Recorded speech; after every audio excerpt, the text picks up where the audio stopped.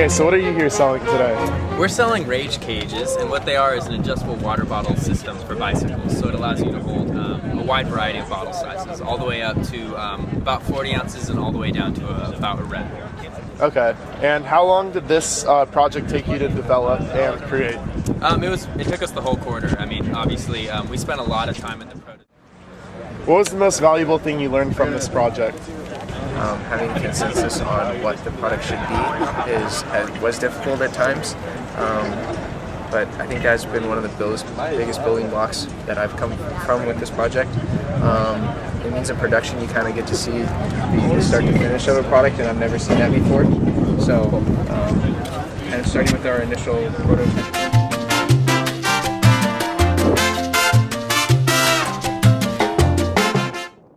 Product you're selling today? So we created a product called Job Apparel. I'll grab it for you guys. It's a reusable silicone coffee sleeve, and it's made for coffee users who are always on the go that need a way to reduce waste and also to prevent spilling, and they can do that by plugging the sipping hole while they're on the go. So that way if they're walking in and coffee bounces up, it doesn't hit their hand.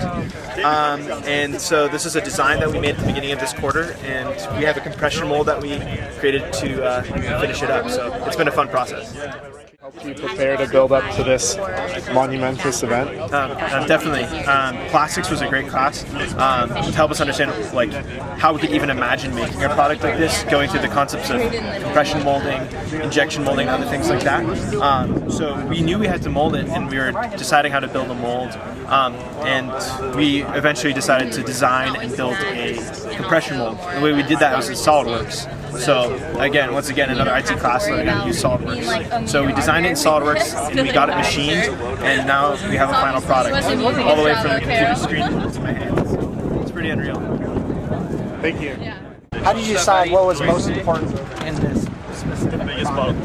So you have a certain amount of budget. Yep. You got a certain schedule you got to do. Yep. So how do you decide what was important? I guess from market research is that's what I was a marketing manager, and we went around and we did interviews after we decided we wanted to do that. We were like, what would be most important to you from that? And we essentially found that size. Like everyone cared about how small it was and how able they were able to carry it around, and like how durable it was. Basically, like just meeting our demographic of college students and what they felt was most important. It's kind of as cheap as we can. So when we were shopping around for components, we looked at all sorts of different vendors online. We asked for donations, but unfortunately the only thing we got, not even donated but discounted, was the aluminum stock. So that's the only thing that we didn't have to pay full for. And I guess the batteries too, we got a little discount on the batteries. So we shopped around on many different online sources and even. So did you have a price in mind? We had a target price. And did you try and fit your buys into that target? And how successful were you there? We kind of had a rough target. I'm trying to figure out what drove the cost. Well, we based it off the original CMOI amps, which are, I mean, the ones that are in Altoids tin cans run up to like $45 to $70 if you go on eBay or anything like that. And we realized we're selling them to college students, so we're gonna have to make them cheaper. Like no matter what we do, if they're more expensive to make, regardless, they have to be cheaper. And they ended up being more expensive to make, obviously, than buying Altoids cans, because we bought aluminum stock, and it was just all the machining, all the carbide tips and everything. So, I mean, our main cost driver was just in comparison to what they already are. And then we just tried to make sure it was significant. Let's say we didn't necessarily have a price that we were trying to stay below, but just in general, just trying to keep it as cheap as we can. And then, what are you actually selling? Like price-wise? Yeah, $35. So that is a lot cheaper than the rest of the industry. The EE students are actually selling them right now, the exact same product, for $45 in Altoids cans. So we're cutting it a little bit. Okay, so what are you guys selling here today? Well, we've got shelf-employed fine cherry wood shelves and co-racks. So yeah, we've got the cherry ones. They've got a shelf for all your keys and your wallet and your phone, and you got the coat hooks to put your coats and backpacks on, and little magnets that'll toss your keys and stick up there. We've also got a redwood model that's a little simpler.